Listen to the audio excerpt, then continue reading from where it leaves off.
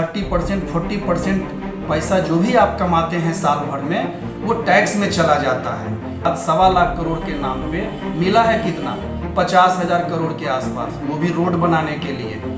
उतना पैसा का सिर्फ वो कोसी का ही प्रोजेक्ट को ठीक करके दिखा दे तो मान जाएंगे। गरीब को तो इस बार ऐसा एक टैक्स लादा गया है जो कि बेचारे गरीब को पता भी नहीं है। नमस्कार दोस्तों, केंद्र सरकार द्वारा पेश की गई बजट की इस डॉक्टर ने धज्जियां उड़ाकर रख दी है। बजट के जिन जिन बिंदुओं पर इन्होंने चर्चा की है वो आपने सोचा तक नहीं होगा। इन्होंने बजट की असली हकीकत बता दी है। बजट कितना अच्छा है कितना बुरा, इस डॉक्टर ने उसका पोस्टमार्टम कर दिया है। वीडियो से बहुत कुछ सीखने को मिल सकता है, तो पूरी वीडियो अंत तक देखिएगा। मुख्यमंत्री के द्वारा जो बजट लाया गया है उस बिहार के लिए और आम लोगों के लिए किस प्रकार का बजट ये मानते हैं? जहाँ तक जो सरसरी निगाह से शुरुआती तौर पर जो हम बजट को देख रहे हैं, जहाँ तक मुझे अनुभव है, ये बहुत ही बेकार किस्म का और बजट के नाम पर टैक्स के रूप में लूट मचाने वाला ये बजट है। ये बेसिकली टैक्स लूट है।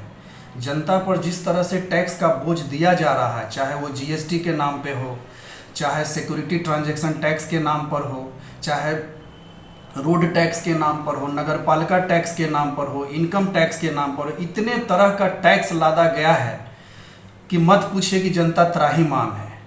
आज की स्थिति में ये है कि 30% 40% पैसा जो भी आप कमाते हैं साल भर में वो टैक्स में चला जाता है।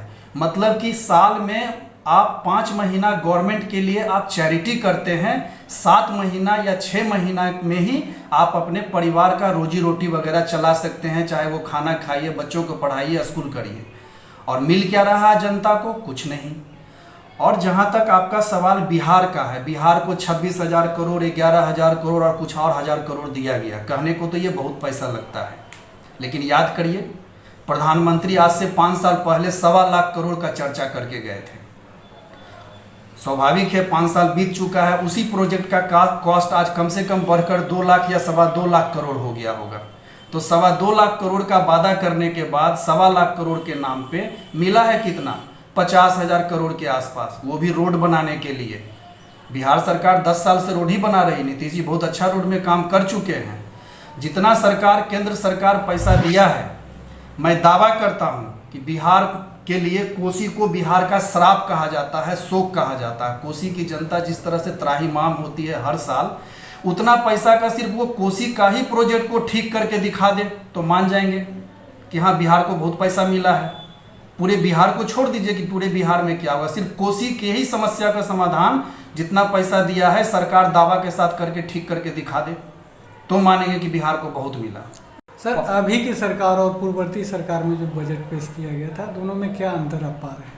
देखिए, टैक्स के मामले में अगर हम जहाँ तक देख रहे हैं, जो रिसेंट जो कई तरह का टैक्स बढ़ाकर जो दिया गया है, अगर पूर्ववर्ती कांग्रेस की सरकार देखें 2018 के पहले हम लोगों के पास सिक्योरिटी ट्रांजैक्शन टैक्स जो शेयर बाजार में लगता है वो काफ़ी कम था, जिसको कि दुगना कर दिया गया है। 0.1% से सीधे 0.2% बढ़ा दिया गया है। प्लस उस समय कैपिटल गेन टैक्स नहीं लगता था, long term capital gain tax नहीं लगता था, जो कि अभी बढ़ा करके long term capital gain tax 12.5% कर दिया गया।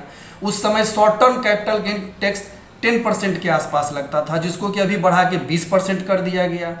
उस समय डिविडेंड पे टैक्स नहीं लगता था, वो सब सारा टैक्स बढ़ाया गया। उस समय ज़मीन खरीद बिक्री के मामले में इंडेक्सेशन को ध्यान में रखकर, महंगाई को ध्यान में रखकर टैक्स नहीं के बराबर लगता था, जिसको कि अब सीधा सीधी इनकम से जोड़ के 20% टैक्स लिया जा रहा है। ये सब सिर्फ अमीरों को फ़ायदा पहुंचाने के लिए हो रहा है।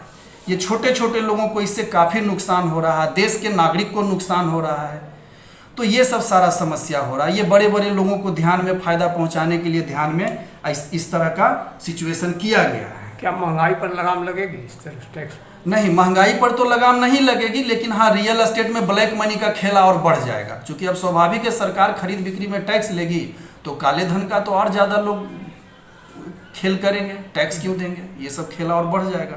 मतलब महंगाई बढ़ने की ही बिल्कुल, महंगाई बढ़, जब टैक्स लगेगी तो अल्टीमेटली तो टैक्स तो जनता से ही वसूला जाएगा ना। कंपनी वाले सब वसूलेंगे, जितने भी कारोबारी वसूलेंगे, तो अल्टीमेटली तो महंगाई बढ़ना ही बढ़ना है। गरीब गुरुओं पर क्या असर पड़ेगा? गरीब को तो इस बार ऐसा एक टैक्स लादा गया है जो कि बेचारे गरीब को पता भी नहीं है। उनको जमीन खरीद बिक्री के नाम पर जो टैक्स लादा गया है ये अभी तक था नहीं।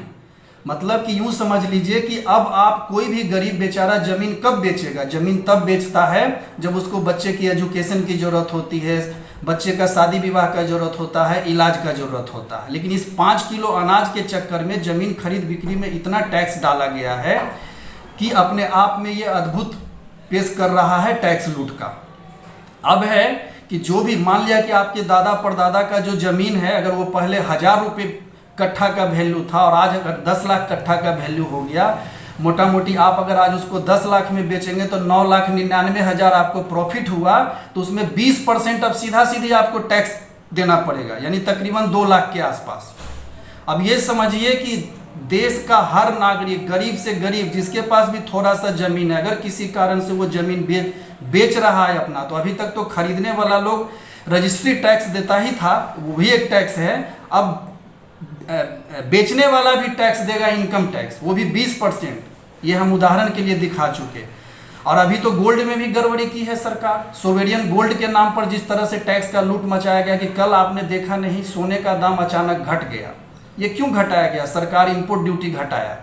ये किया क्या था? 10 साल से जो लोग बेचारे गरीब लोग पैसा इकट्ठा करके सोवेरियन गोल्ड बॉन्ड के नाम पर सरकार से बॉन्ड खरीदे थे, रातों रात सोना का दाम घटा करके, इंपोर्ट ड्यूटी के कारण घटा करके सोने का दाम घटाया गया ताकि सरकार को गोल्ड बॉन्ड का कम पैसा देना पड़े, पब्लिक को लौटाना पड़े। नतीजा क्या हुआ? अगर जोड़ा गया है, इंडिया में ऐसा सर्वे में सोचा गया है कि तकरीबन 21,000 टन भारतीयों के पास सोना है घर में पड़ा हुआ। तो टोटल अगर उसका कैलकुलेशन करीब करें तो करीब 8 लाख करोड़ का सीधा सीधी भारतीय जनता को चूना लग गया, उसके सोना का दाम घट गया। तो हर तरह से लूट मचा।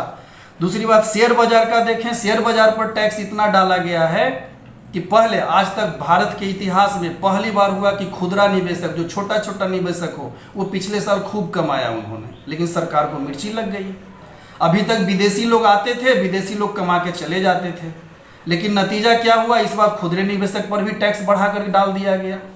यानी हर तरह से एक टैक्स का ऐसा जाल बिछाया गया है कि जनता टैक्स देते ही देते मर जाए। मोटा मोटी मान के चलिए कि साल भर में आप जो भी कमाते हैं उसका 6 महीना आप टैक्स के रूप में पे करेंगे, 6 महीना अपने परिवार पर खर्चा करिए। तो ये है बजट का प्रावधान। 25 में चुनाव होना है, विधानसभा का चुनाव, क्या लगता है इस बजट का असर पड़ेगा चुनाव पर? उसी चुनाव को तो ध्यान में रखकर शायद 26,000 या 50,000 करोड़ का केंद्र सरकार एक लॉलीपॉप थमाई है, लेकिन बिहार की जनता इससे कितना खुशहाली मिलेगा अब यहाँ की जनता सोचेगी। हमें तो नहीं लगता कि इससे सिर्फ कोसी का भी समाधान हो जाए, पूरे बिहार तो बहुत दूर की बात है।